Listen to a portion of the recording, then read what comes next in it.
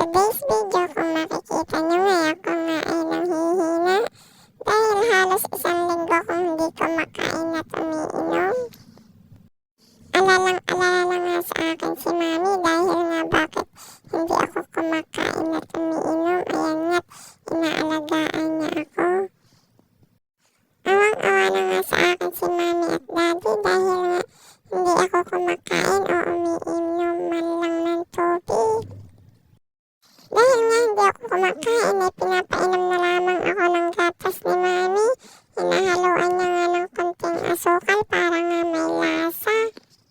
Nagdaan pa nga ang mga araw at lalo nga akong nanghina pero hindi nga sumuko si Mami at pinapainom pa rin niya ako ng gamot. Matyaga nga akong pinapainom ni Mami ng gamot para lang ako'y gumaling. Akala nga nila ako ay mawawala na dahil lambot na nga ako at hindi na ako gumagalaw sa aking pwesto dati. Dahil sa pag-aalaga ni Mami, ako ngay unti-unti nang gumagaling at nakakainom na rin ako kahit konti ng tubig. Akala nga ni Daddy ako'y hindi na nga magtatagal dahil nga sa kagustuhan ako'y gumaling ni Mami. Ayan, itinaga niya akong painumin ng gamot. Pagka nga nadating si Mami galing trabaho, ako nga'y pinapakain na nito at pinapainom ng gamot. Awang-awa na nga sa akin si Mami dyan dahil nga bakit nga ako nagkaganito. Uso nga daw yung mga sakit sa mga fur babies ngayon. Buti na nga lang at ako'y hindi pinabayaan ni Mami. Buti na nga lang at ako'y may nakasurvive dahil nga may nakapagsabi din kay Mami na painumin ako ng ganong gamot at kinontinuous niya lang yun. At pinainom niya din ako ng antibiotic dahil nga nagsugat din yung aking bibig at aking mata.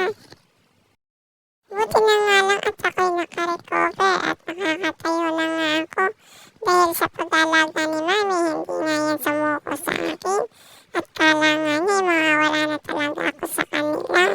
Buti na nga lang at maalaga aking Mami. Thank you Mami, love you.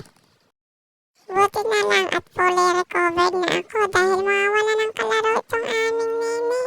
Dahil lagi nga ako niyang kinakarga. Pagka nga walang pasok si Mami ay andito ako sa loob ng bahay. At ako nga ang kanilang bunso. Diba, nalagaan pa nga ako dyan ni Ate Nene.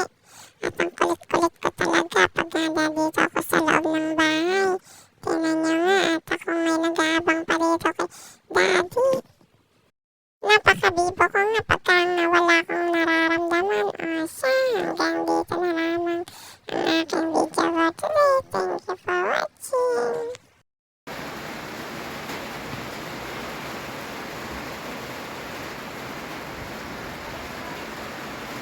Hindi niya tinatanggal yung kanyang pampers. Bagong ligo na naman niya kaya andito yan sa loob ng bahay.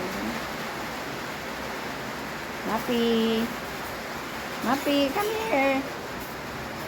Mapi, come here! Wow, ang pogi naman. Bagong ligo. Pagalaw-galaw pa yung iyong buntot ah. Ang tambok ng pet mo ah. Saan punta?